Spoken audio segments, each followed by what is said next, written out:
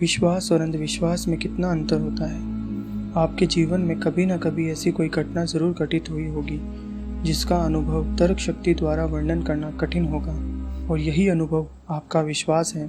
वहीं ये अनुभव दूसरों के लिए अंधविश्वास है, क्योंकि उन्हें कभी ये अनुभव हुआ ही नहीं। इस बात से कोई भी इनकार नहीं कर सकता कि इस दुनिया में विज्ञान की समझ के परे भी बहुत से आश्चर्य होते हैं। आज ऐसी ही एक घटना जो कि बिल्कुल सच्ची है मैं आपको बताऊंगा, जिसे सुनने के बाद आप कुछ दिन के लिए गहरी सोच में ज़रूर चले जाएंगे और अपने आप से कई बार पूछेंगे कि ये अंधविश्वास है या विश्वास।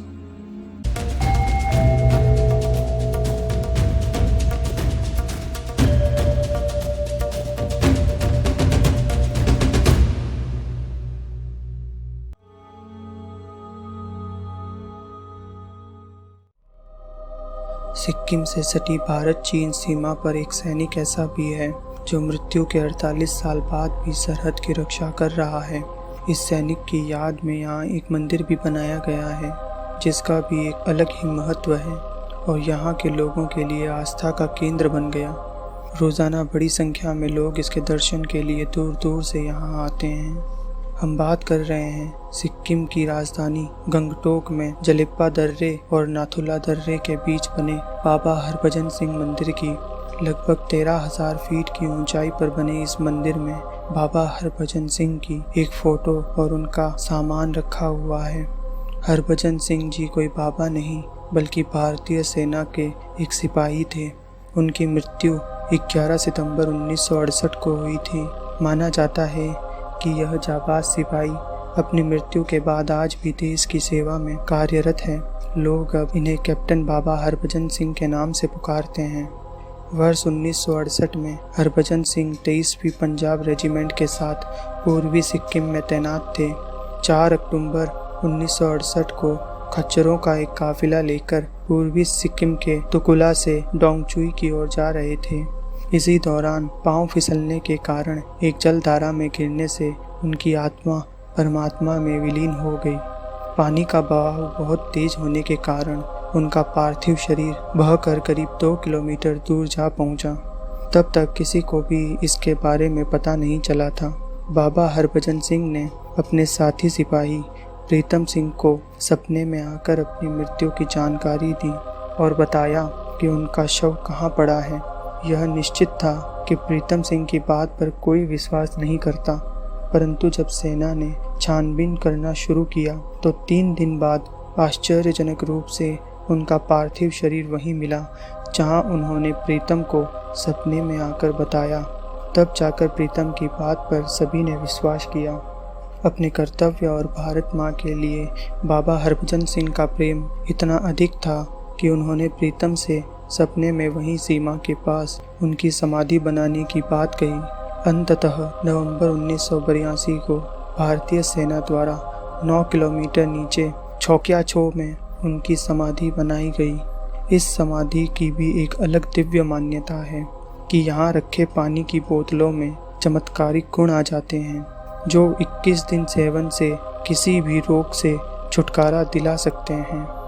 अब आपको ये जानकर और भी हैरानी होगी कि मृत्यु उपरांत भी बाबा हरभजन सिंह अपने साथियों को नाथुला के आसपास चीनी सैनिकों की गतिविधियां सपने में बताते हैं, जो हमेशा सत्य होती हैं। इस तथ्य को ध्यान में रखकर उनको मृत्यु उपरांत भी भारतीय सेना की सेवा में रखा गया।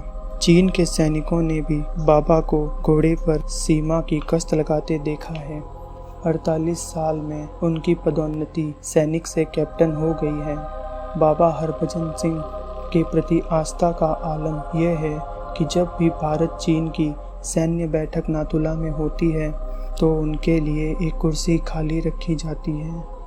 इसी आस्था के चलते भारतीय सेना उनको सेवारत मानते हुए हर साल 15 सितंबर से 15 नवंबर तक छुट्टियां मंजूर करती है और बड़ी सम्मान के साथ स्थानीय लोग एवं सैनिक एक जुलूस के रूप में उनकी वर्दी, टोपी, जूते और साल भर का वेतन 2 सैनिकों के साथ सैनिक गाड़ी में नाथुला से न्यू जलपाईगुड़ी रेलवे स्टेशन तक ले जाते हैं।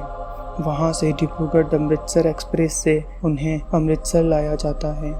यहाँ से सेना की गाड़ी उन्हें गांव में उनके घर तक छोड़ने जाती है। वहाँ सब कुछ उनकी माताजी को बहुत आदर और सम्मान से सौंप दिया जाता है। छुट्टियाँ खत्म होने के बाद फिर से उसी ट्रेन से उन्हें इसी सम्मान द्वारा वापस समाधि स्थल नाथुला लाया जाता है।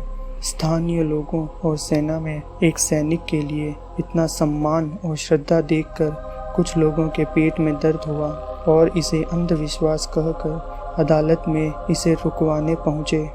चूँकि सेना में हर प्रकार के अंधविश्वास की मनाही होती है, तो इन छुट्टियों का आयोजन तथा जुलूस को बंद करा दिया गया। शायद ऐसे लोगों को इससे परेशानी इसलिए थी कि कहीं ये जुलूस आगे चलकर कोई हिंदू त्योहार न बन जाए। अब बाबा साल के 12 महीने ड्यूटी पर रहते हैं।